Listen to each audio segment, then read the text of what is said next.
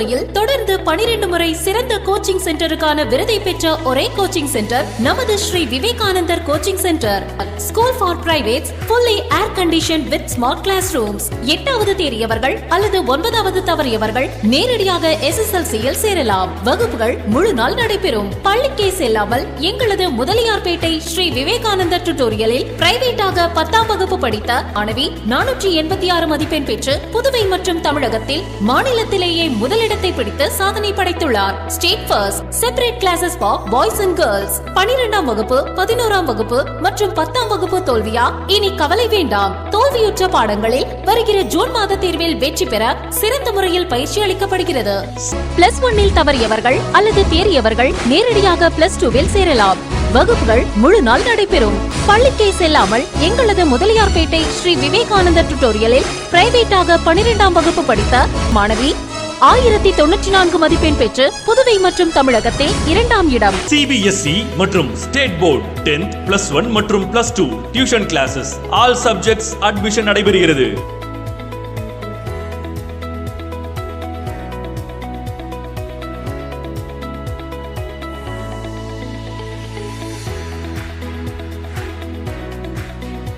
Contact VCC Nagarajan, Vivekanandar coaching centre and tutorial, Mudaliarpet. வணக்கம். இன்றைய முக்கிய செய்திகள். புதுச்சேரி அடுத்த தமிழக பகுதியான நடுக்குப்பம் மீனவ கிராமத்திற்கும் அருகிலுள்ள ஆதி திராவிட மக்களுக்கும் மயானம் தொடர்பாக பல ஆண்டுகளாக பிரச்சினை நீடித்து வருகின்றது. இதனிடையே கடந்த சில தினங்களுக்கு முன்பு அட்டவணை இடத்தை சேர்ந்த ஒருவர் உயிரிழந்த நிலையில் அவரை புதைக்க சென்றபோது நடுக்குப்பம் மீனவர்கள் அவர்களை விரட்டியதுடன் தாக்கியதாக கூறப்படுகிறது. இதனை கண்டித்து ஆதி திராவிட இன மக்கள் கோட்டகுப்பம் ரவுண்டானா பகுதியில் சாலை மறியல் போராட்டத்தில் ஈடுபட்டனர். போலீசார் பேச்சுவார்த்தை நடத்தியதைத் தொடர்ந்து போராட்டம் கைவிடப்பட்டது. இதன் பின்னர் இருதரப்பிற்கும் நேற்று நடைபெற்ற அமைதி பேச்சுவார்த்தையில் தீர்வு எட்டப்படவில்லை. இந்த நிலையில் தமிழக அரசு ஆதி திராவிட மக்களுக்கு சாதகமாக செயல்படுவதாக கூறி நடுக்குப்பம் மீனவ பெண்கள் கழுத்தில் கயிறு கட்டிக்கொண்டு கடலில் இறங்கி தற்கொலை முயற்சியில் ஈடுபட்ட நிலையில் போலீசார் அவர்களை தடுத்து நிறுத்தினர். இதனால் அப்பகுதியில் பதட்டமான சூழல் நிலவுகின்றது.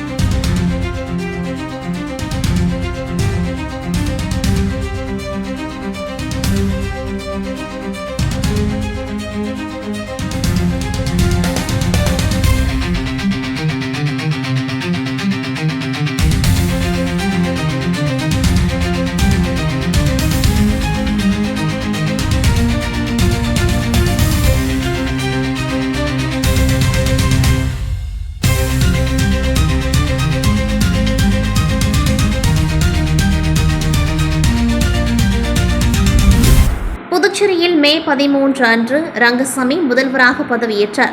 அவருடன் நமச்சிவாயம், மல்லாடி கிருஷ்ணராவ் ஆகியோர் அமைச்சர்களாக பதவியேற்றனர். இதனைத் தொடர்ந்து ஜூன் 3 அன்று அமைச்சரவை விரிவாக்கத்திற்காக ஆளுநர் கைலாஸ்நாதனை சந்தித்து ரங்கசாமி அவர்கள் கடிதம் வழங்கியிருந்தார். இந்த நிலையில் மத்திய அரசின் ஒப்புதல் கிடைத்ததைத் தொடர்ந்து 3 புதிய அமைச்சர்கள் பதவியேற்க உள்ளனர். ராஜவேல் அவர்கள், சிவக்கொழுந்து, ராஜசேகரன் ஆகியோர் அமைச்சர்களாகின்றனர். புதிய அமைச்சர்கள் 3 பேரும் ஜூன் 17 அன்று பதவியேற்கின்றனர். மத்திய அரசின் மீன்வள அமைச்சகம் கடந்த ஏப்ரல் 13ஆம் தேதி புதுவை அரசுக்கு கடிதம் அனுப்பியிருந்தது. அதில் அனைத்து கடலோர பகுதி மாநிலங்கள் மற்றும் யூனியன் பிரதேசங்களில் தற்பொழுது நடைமுறையில் உள்ள 2026ஆம் ஆண்டுக்கான மீன்பிடி தடை காலத்திற்குள் அனைத்து பதிவு பெற்று பதிவு பெறாத மீன்பிடி படகுகளையும் கள ஆய்வு செய்து அதற்கு ஏற்றாற்போல் இணையதள பக்கத்தை புதுப்பித்து அறிக்கை அனுப்ப உத்தரவிடப்பட்டிருந்தது. அதன் அடிப்படையில் அனைத்து மீனவ கிராமங்களில் உள்ள பைபர் படகுகளை அந்தந்த மீனவ கிராமத்தை சேர்ந்த பஞ்சாயத்தார், மக்கள் குழு அல்லது கோவில் நிர்வாக குழு மற்றும் பைபர் படகு உரிமையாளர்கள் சங்கம் ஆகியவற்றின் ஒத்துழைப்போடு ஒரு நாள் மீன்வளத்துறை அதிகாரிகள் கள ஆய்வு செய்து படகுகளை கணக்கெடுத்தனர். இந்த கள ஆய்வின் பொழுது சம்பந்தப்பட்ட பைபர் படகு உரிமையாளர் முன்னிலையில் படகின் பதவி எண் தெளிவாக எழுதப்பட்டுள்ளதா, அசல் ஆவணங்களான பதிவு சான்றிதழ், மீன்பிடி உரிம சான்றிதழ் போன்றவற்றை அதிகாரிகள் ஆய்வு செய்தனர். பைபர் படகில் பொருத்தப்பட்டுள்ள இயந்திரத்தை படகில் வைத்து காண்பிக்க அறிவுறுத்தினர். படகில் நீள அகல அளவு மாற்றம் செய்திருந்தால் அதற்குரிய விண்ணப்பம் பெற்று பூர்த்தி செய்ய அறிவுறுத்தினர். புதுச்சேரி உழவர்கரை நகராட்சிகளில் கிரீன் வாரியர்ஸ் நிறுவனமும், கொமேன் பஞ்சாயத்துகள் மற்றும் காரைக்காலில் HR ஸ்கொயர் நிறுவனமும் துப்புரவு பணியை மேற்கொண்டு வருகின்றன.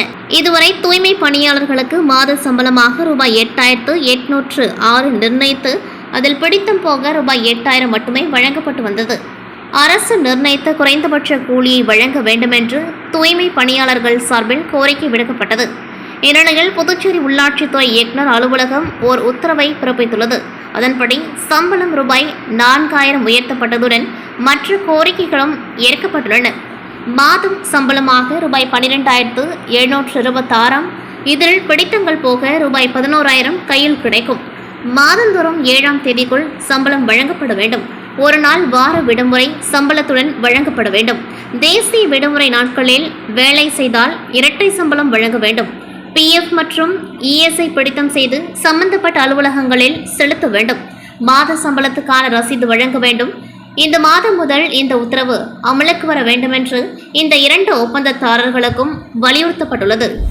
பிரதமர் நரேந்திர மோடி அவர்கள் தொடர்ந்து 12 ஆண்டுகள் பிரதமர் பதவியிலிருந்து வரலாற்று சாதனை படைத்ததை ஒட்டி புதுச்சேரி பாஜக MLA ஜான்குமார் அவர்கள் வெளியிட்டுள்ள அறிக்கையில், நாட்டின் பிரதமராக தொடர்ந்து 12 ஆண்டுகள் நிறைவு செய்து வரலாற்று சாதனை படைத்துள்ள பாரத பிரதமர் நரேந்திர மோடி அவர்களுக்கு எனது மனமார்ந்த வாழ்த்துக்கள். மோடி அவர்களின் இந்த அசாத்தியமான பயணம் இந்தியாவின் அரசியல் வரலாற்றில் ஒரு புதிய மைல்கல் ஆகும். உலகரங்கில் இந்தியாவின் பெருமையையும் மதிப்பையும் உயர்த்திய பெருமை பிரதமர் மோடி அவர்களையே சேரும். சப்கா சாத் சப்கா விகாஸ் என்ற கொள்கையோடு அனைத்து தரப்பு மக்களின் முன்னேற்றத்திற்காகவும் அவர் தொடர்ந்து உழைத்து வருகின்றார்.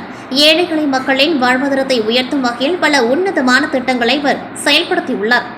இந்தியாவின் உள்நாட்டு பாதுகாப்பு மற்றும் பொருளாதார கட்டமைப்பை உலகத்தரத்திற்கு உயர்த்தியுள்ளார்.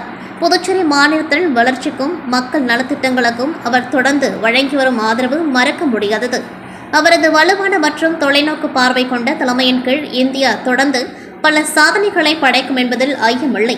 தேசத்தை வளர்ச்சி பாதையில் கொண்டு செல்லும் பிரதமர் மோடி அவர்களுக்கு புதுச்சேரி மக்கள் சார்பாக எனது வாழ்த்துக்களை தெரிவித்துக் கொள்கின்றேன்.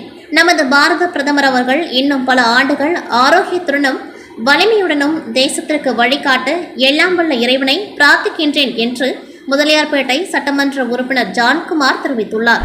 விநாயகா மிஷன் பல்கலைக்கழகத்தின் வேந்தர் டாக்டர் S. கணேசன் அவர்களின் அறிவுறுத்தலின்படி மற்றும் கல்லூரியின் டீன் பேராசிரியர் டாக்டர் செந்தில்குமார் அவர்களின் வழிகாட்டுதலின் பேரில் விநாயகா மிஷன் பல்கலைக்கழகத்தின் புதுச்சேரி வளாக அலைடு ஹெல்த் சயின்ஸ் கல்லூரியின் இயக்குனர் பேராசிரியர் ஆண்ட்ரூ ஜான் சில்வெஸ்டர் அவர்களின் வழிகாட்டுதலின் பேரில் சுற்றுச்சூழல் அறிவியல் கிளப் மற்றும் தேசிய சேவை திட்ட அணி சார்பில் உலக பெருங்கடல் தினம் 2026 முன்னிட்டு ராஷ்டிரிய ரக்ஷா பல்கலைக்கழகம் புதுச்சேரி வளாகத்தில் நடைபெற்ற விழிப்புணர்வு மற்றும் சுற்றுச்சூழல் பாதுகாப்பு நிகழ்ச்சியில் மாணவர்கள் சிறப்பாக பங்கேற்றனர்.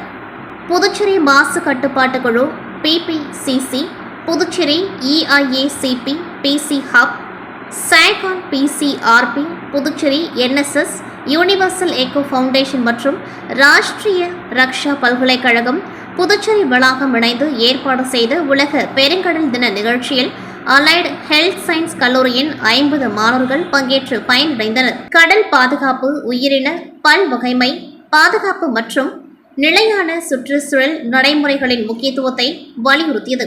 நிகழ்ச்சியின் ஒரு பகுதியாக நடைபெற்ற தொழில்நுட்ப அமர்வுகளில் SACON கோயம்புத்தூரை சேர்ந்த EIACP ஒருங்கிணைப்பாளர் மற்றும் முதன்மை விஞ்ஞானி டாக்டர் கோல்டன் குவாட்ரோஸ் அவர்கள் கடல் சூழல் அமைப்புகள், இயற்கை வள பாதுகாப்பு மற்றும் சுற்றுச்சூழல் பொறுப்பு குறித்து மாணவர்களுக்கு விளக்கம் அளித்தார்.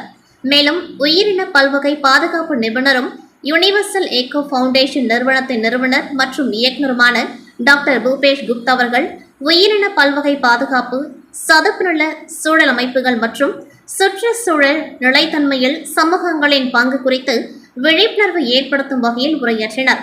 கடல் பாதுகாப்பிற்கு அதிக பொறுப்பு யாருக்கு, தனிநபர்களுக்கா அல்லது அரசுகளுக்கா என்ற தலைப்பில் நடைபெற்ற விவாத போட்டியில் அலைடு ஹெல்த் சயின்ஸ் கல்லூரி மாணவர்கள் பின்வரும் பரிசுகளை வென்றனர். முதல் பரிசு ஸ்வேதா அனஸ்தீஷியா டெக்னாலஜி 2ஆம் ஆண்டு. 3ஆம் பரிசு செல்வி அனிஷா பெர்கின் அனஸ்தீஷியா டெக்னாலஜி 2ஆம் ஆண்டு. மேலும் மாணவர்கள் முருங்கப்பாக்கம் கலை மற்றும் கைவினை கிராமத்தில் நடைபெற்ற மேங்க்ரூவ் நடைப்பயணம் நிகழ்ச்சியிலும் பங்கேற்று மேங்க்ரூவ் காடுகளின் சுற்றுச்சூழல் முக்கியத்துவம், கடற்கரை பாதுகாப்பு, உயிரின பல்வகை பாதுகாப்பு மற்றும் காலநிலை மாற்றத்தை கட்டுப்படுத்துவதில் அவற்றின் பங்கு குறித்து நேரடியாக அறிந்து கொண்டார்கள். இந்த நிகழ்ச்சி மாணவர்களிடையே கடல் பாதுகாப்பு மற்றும் சுற்றுச்சூழல் நிலைத்தன்மை குறித்த விழிப்புணர்வை அதிகரித்ததுடன் எதிர்கால சுற்றுச்சூழல் பாதுகாப்பு முயற்சிகளில் பங்கேற்கும் பொறுப்புணர்வையும் உருவாக்கியது. நிகழ்ச்சியில் பங்கேற்ற அனைத்து 50 மாணவர்களுக்கும் பாராட்டு சான்றிதழ் வழங்கப்பட்டன. இந்நிகழ்ச்சி சுற்றுச்சூழல் பாதுகாப்பு, பல்லுயிர் பாதுகாப்பு மற்றும் நிலையான வளர்ச்சிக்கான கல்வி நிறுவனத்தின் அர்ப்பணிப்பை பிரதிபலிப்பதாக அமைந்தது. திருப்பாப்புலியூர் பூம்புகார் விற்பனை நிலையத்தில் மர சிற்பங்கள் கண்காட்சி மற்றும் விற்பனை துவக்க விழா இன்று நடைபெற்றது. இந்த கண்காட்சி ஜூன் 9ஆம் தேதி துவங்கி ஜூன் 30 வரை நடைபெற உள்ளது. இந்த கண்காட்சியில் சிறப்பு அழைப்பாளராக கடலூர் மாநகராட்சி ஆணையாளர் ஸ்ரீ கிஷன்குமார் கலந்து கொண்டு ரிப்பன் வெட்டி குத்துவிளக்கேற்றி கண்காட்சி துவக்கி வைத்து சிறப்புரையாற்றினர். இந்த கண்காட்சியில் சிறப்பம்சமாக கைவினை கலைஞர்களால் உருவாக்கப்பட்ட பல வகை வண்ணமயமான கலை பொருட்கள், தஞ்சாவூர் ஓவியங்கள் மற்றும் கலை தட்டுகள், பச்சை லோகத்தால் உருவாக்கப்பட்ட கலை பொருட்கள், சிறுவர்கள் விளையாடும் விளையாட்டுப் பொருட்கள், காகித பொம்மைகள், பித்தளை விளக்குகள், பித்தளை சிலைகள், வெண்கல சிலைகள், வாகை மரத்தினால் உருவாக்கப்பட்ட பல வகை சிற்பங்கள் மற்றும் வீட்டு உபயோகப் பொருட்கள், நகை அணிகலன்கள், சுங்குடி சேலைகள் மற்றும் பஞ்சலோகத்தினால் செய்யப்பட்ட சிலைகள், சந்தன மாலைகள், பூஜை சாமான்கள், அகர்பத்தி மாலைகள், செம்பு பொருட்கள், செய்யப்பட்ட பொருட்கள், தலையாட்டி பொம்மைகள் போன்ற பல வகையான புது வரவுகள் வருகை புரிந்துள்ளன. மேலும் எண்ணற்ற கைவினைப் பொருட்கள் கண்காட்சியில் விற்பனைக்கும் வைக்கப்பட்டுள்ளன. கண்காட்சியில் குறைந்தபட்சமாக ரூபாய் 56 முதல் 1,10,000 வரையில் கைவினைப் பொருட்கள் இடம்பெற்றுள்ளன. கண்காட்சி சிறப்பு தள்ளுபடியாக 10% வழங்கப்படுகின்றது. கண்காட்சி ஏற்பாடுகளை பூம்புகார் விற்பனை நிலையம் மேலாளர் கார்த்திக், விற்பனை உதவியாளர் சுடலைமுத்து, பூம்புகார் கணக்கு சந்தியா மற்றும் கடை பணியாளர்கள் செய்திருந்தனர்.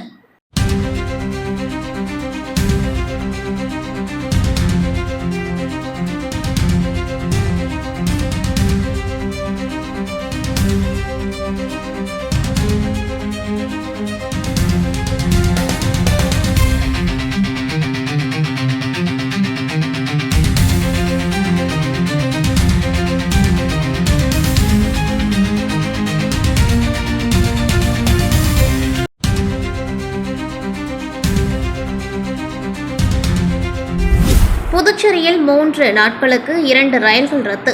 பொறியியல் பராமரிப்பு பணி காரணமாக புதுச்சேரிக்கு வரும் ரயிலும் புதுச்சேரியிலிருந்து புறப்படும் ரயிலும் 3 நாட்களுக்கு ரத்து செய்யப்படுகின்றன. திருப்பதியிலிருந்து அதிகாலை 4:10 மணிக்கு புறப்படும் திருப்பதி டு புதுச்சேரி மெமு விரைவு ரயில் இம்மாதம் 13, 17, 20ஆம் தேதிகளில் விழுப்புரம் ரயில் சந்திப்பு வரை மட்டும் இயக்கப்படும். இந்த ரயில் இந்த தேதிகளில் திருப்பதி விழுப்புரம் ரயில் சந்திப்பு நிலையங்களுக்கு இடையில் மட்டும் இயக்கப்படும். அதே நாட்களில் புதுச்சேரி ரயில் நிலையத்தில் மாலை 3:35 மணிக்கு புறப்படும் புதுச்சேரி சென்னை எழும்பூர் மெமு ரயில் புதுச்சேரி விழுப்புரம் சந்திப்பு ரயில் நிலையங்களுக்கு இடையே ரத்து செய்யப்படுகிறது. வழக்கமாக விழுப்புரம் சந்திப்பிலிருந்து இந்த ரயில் மாலை 4:30 மணிக்கு புறப்படும். அட்டவணையின்படி புறப்பட்டு செல்லும். புதுச்சேரியை சேர்ந்த நபரை மொபைல் போன் மூலம் தொடர்பு கொண்ட மர்ம நபர் தன்னை வங்கி ஊழியர் என அறிமுகப்படுத்திக் கொண்டார். மேலும் மர்ம நபர் கிரெடிட் கார்டு லிமிட்டை உயர்த்தி தருவதாக ஆசை வார்த்தை கூறினார். இதை நம்பியவர் மர்ம நபர் அனுப்பிய OTP எண்ணையும் தனது வங்கி விவரங்களையும் பகிர்ந்தார். பின் அவரது வங்கி கணக்கிலிருந்து 50,387 ரூபாய் மாயமாக்கியது. பின் அவர் ஏமாற்றப்பட்டது தெரிய வந்தது. இதேபோல் மண்ணாடிப்பட்டையை சேர்ந்த பெண் 23,750 ரூபாய், நல்லவாடை சேர்ந்த நபர் 10,200 ரூபாய் என 3 பேர் மொத்தமாக 84,330 ரூபாயை ஆன்லைன் மோசடியில் இழந்துள்ளனர். இதுகுறித்த புகாரின் பேரில் சைபர் கிரைம் போலீசார் வழக்கு பதிந்து விசாரித்து வருகின்றனர். காட்டேரிக்குப்பம் காவல் நிலைய எல்லைக்குட்பட்ட காட்டேரிக்குப்பம் பேட் பகுதியில் சிறுவர்கள் மற்றும் இளைஞர்களுக்கிடையே கஞ்சா மற்றும் பிற போதைப் பொருட்களின் தீமைகள் குறித்த விழிப்புணர்வு நிகழ்ச்சி நடைபெற்றது. காட்டேரிக்குப்பம் காவல் நிலைய உதவி ஆய்வாளர் தமிழரசன் தலைமையில் நடைபெற்ற இந்நிகழ்ச்சியில் பொதுமக்கள், மாணவர்கள், இளைஞர்கள் மற்றும் பெற்றோர்களுக்கு போதைப் பொருள் பயன்பாட்டால் ஏற்படும் உடல் மற்றும் மனநல பாதிப்புகள், சமூக விளைவுகள் மற்றும் சட்ட ரீதியான தண்டனைகள் குறித்து விளக்கமாக எடுத்துரைக்கப்பட்டது.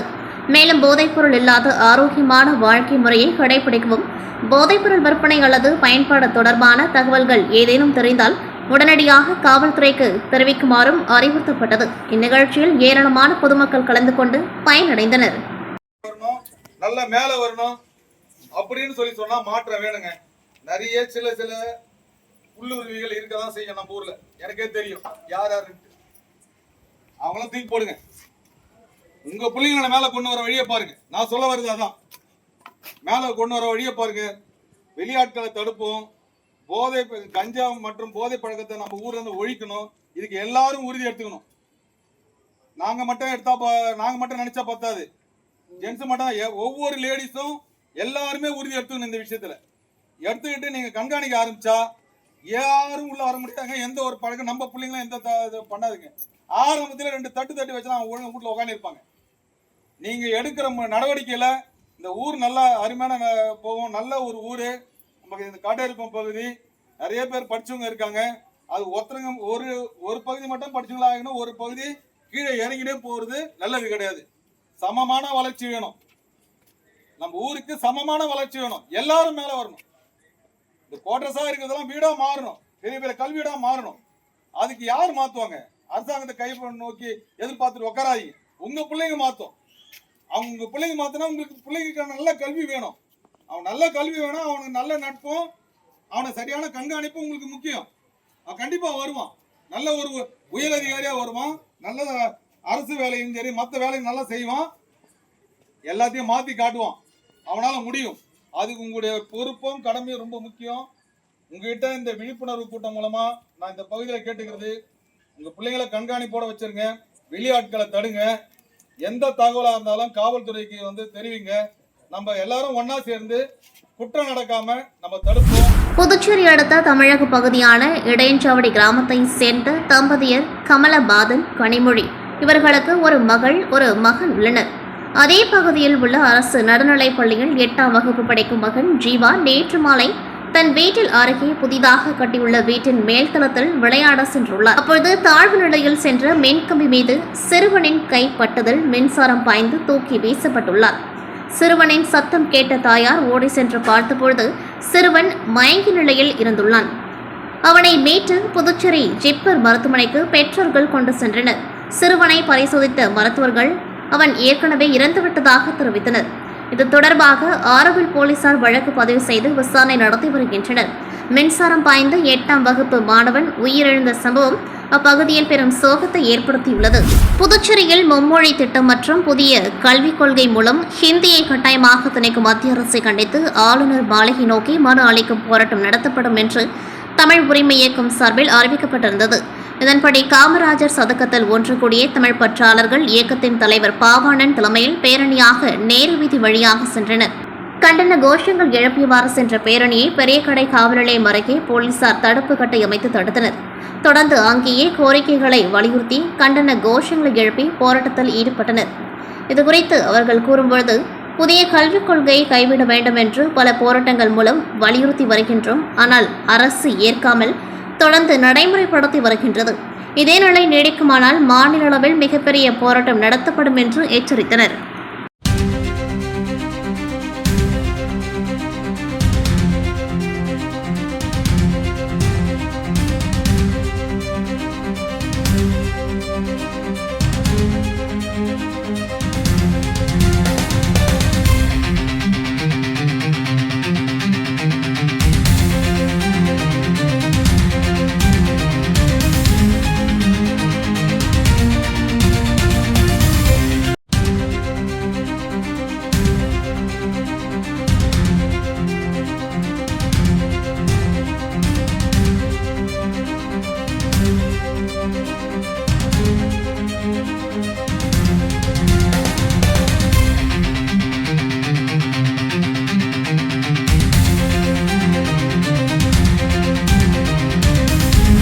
புதுச்சேரி 10 கண்ண சந்திப்பில் வெள்ளையனூர் போலீசார் வாகன சோதனையில் ஈடுபட்டிருந்தனர். அப்பொழுது 2 மூட்டைகளுடன் பைக்கில் வந்தவரை நிறுத்தி சோதனை செய்தபொழுது மூட்டையில் தடை செய்யப்பட்ட ஹான்ஸ், குட்கா உள்ளிட்ட போதைப் பொருட்கள் இருப்பது தெரியவந்தது.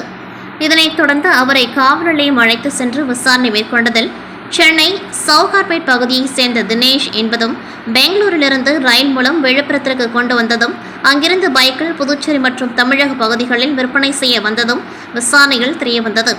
இதனையடுத்து வழக்கு பதிவு செய்து தினேஷை கைது செய்த போலீசார் அவரிடமிருந்து ரூபாய் 40,000 மதிப்புள்ள சுமார் 15 கிலோ கொண்ட போதைப் பொருட்களை பறிமுதல் செய்தனர். பின்னர் அவரை நீதிமன்றத்தில் ஆஜர்படுத்தி சிறையில் அடைத்தனர்.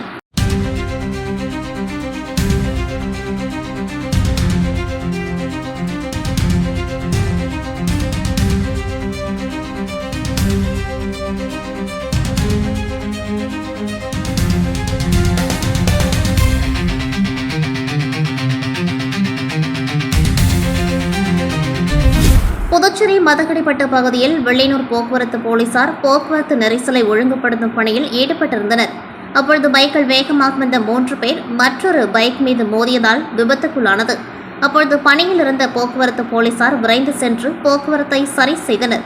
பைக்கில் வந்த 3 பேரும் அதிக மது போதையில் இருந்ததால் மது அருந்தி உள்ளார்களா என்பதை கண்டறியும் கருவி மூலம் பரிசோதனை செய்ய போலீசார் முயன்றனர்.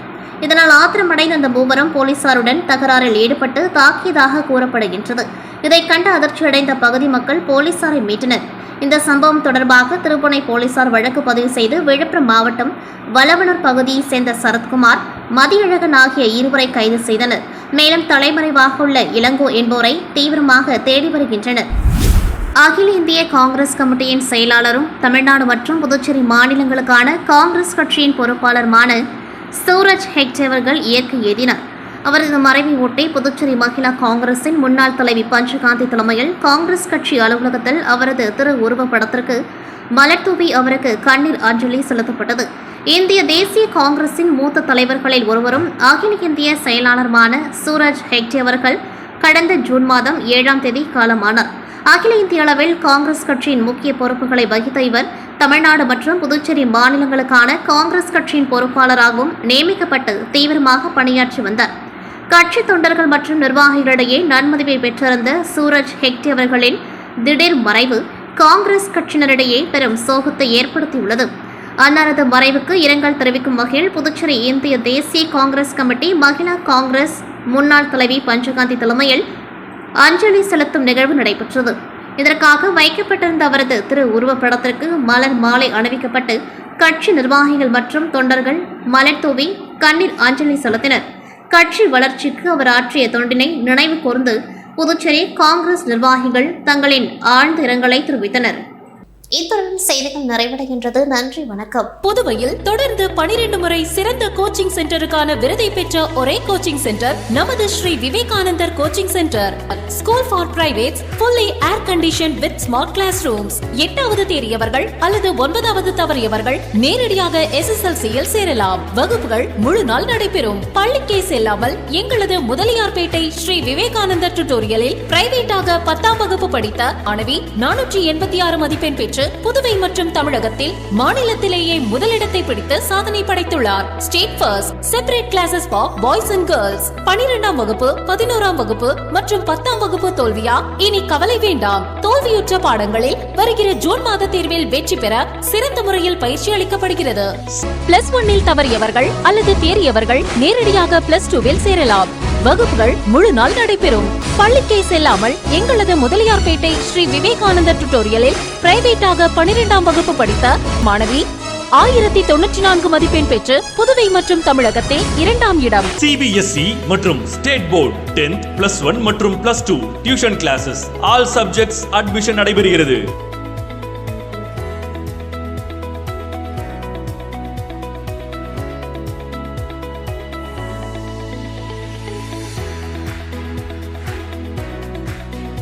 Contact VCC Nagarajan, Vivekanandar Coaching Center and Tutorial, Mudaliyarpet,